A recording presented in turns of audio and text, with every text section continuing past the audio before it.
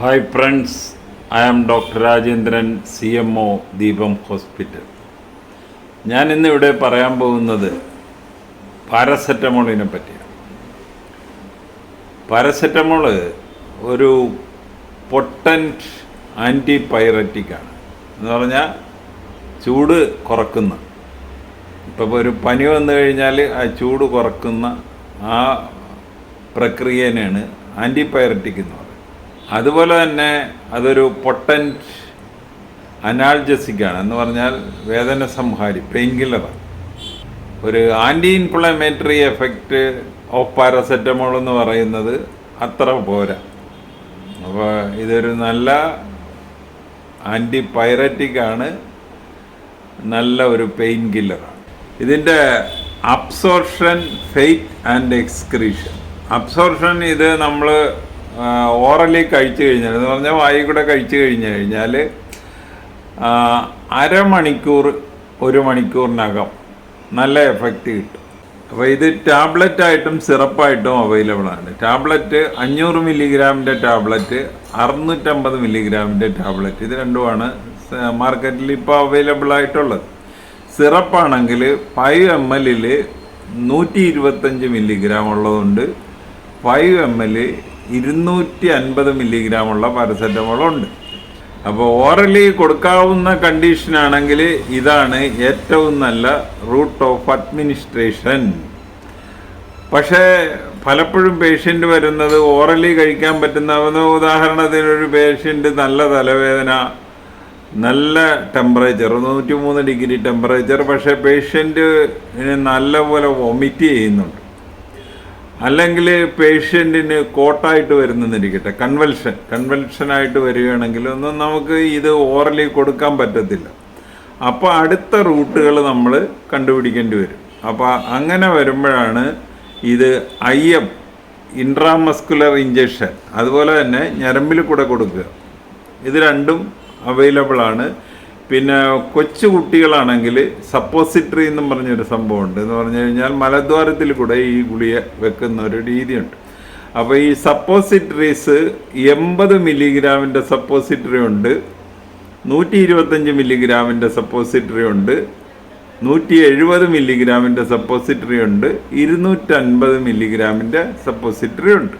ഇത് പാരൻട്രലായിട്ട്, എന്ന് പറഞ്ഞു കഴിഞ്ഞാൽ മസിലിൽ കൂടെ IM ആയിട്ട് കൊടുക്കുകയാണെങ്കിൽ ഇതിൻ്റെ ഇപ്പോൾ അവൈലബിൾ ആയിട്ടുള്ളത് 75 മില്ലിഗ്രാം പെർ ml ഉള്ള ഒരു ഡോസ് ഉണ്ട്, 150 മില്ലിഗ്രാം പെർ ml ഉള്ള വേറൊരു ടൈപ്പ് പാരസെറ്റമോൾ. 2 തരം പാരസെറ്റമോൾ ഇപ്പോൾ ഫ്രീലി അവൈലബിൾ ആണ്.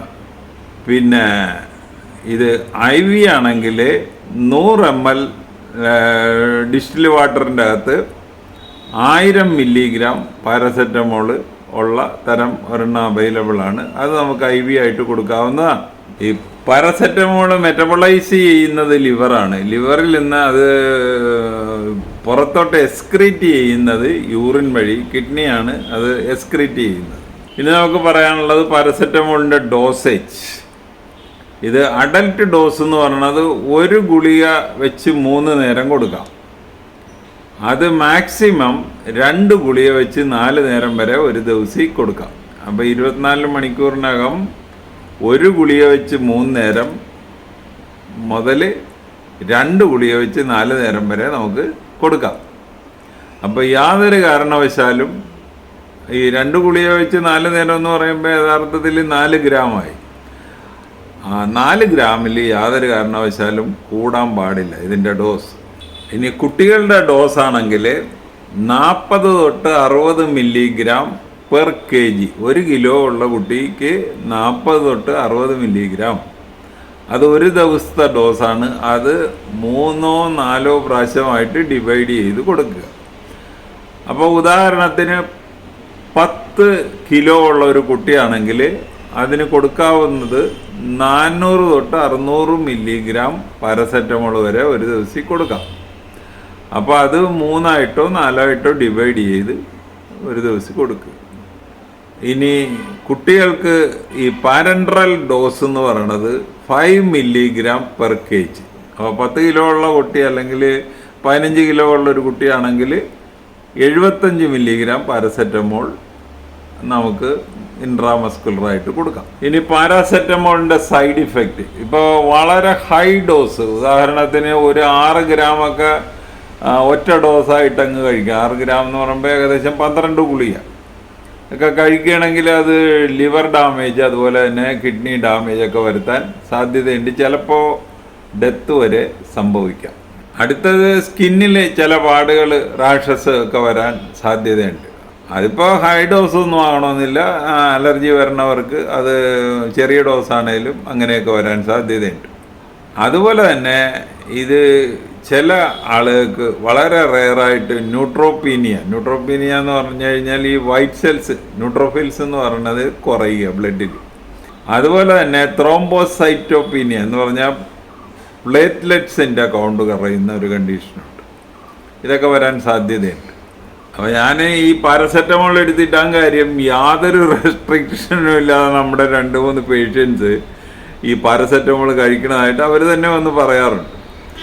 അപ്പോൾ അങ്ങനെ യാതൊരു റെസ്ട്രിക്ഷനും ഇല്ലാതെ കഴിക്കാൻ പറ്റിയ ഒരു മരുന്നല്ല പാരസെറ്റമോൾ എന്ന് പറയാൻ വേണ്ടിയാണ് ഞാൻ ഇത് ഈ ആഴ്ച എടുത്തിട്ടത്. പാരസെറ്റമോൾ കഴിക്കുമ്പോൾ മേൽപ്പറഞ്ഞ ഡോസിൽ മാത്രം കഴിക്കുക. അപ്പോൾ ഈ വീഡിയോ ഒന്നിട്ട് കാണുക. കണ്ടിട്ട് ഇഷ്ടപ്പെട്ടുവെങ്കിൽ ഞങ്ങളുടെ ചാനൽ സബ്സ്ക്രൈബ് ചെയ്യുക. വേറൊരു വീഡിയോ ആയിട്ട് നമുക്ക് വീണ്ടും കാണാം. Thank you.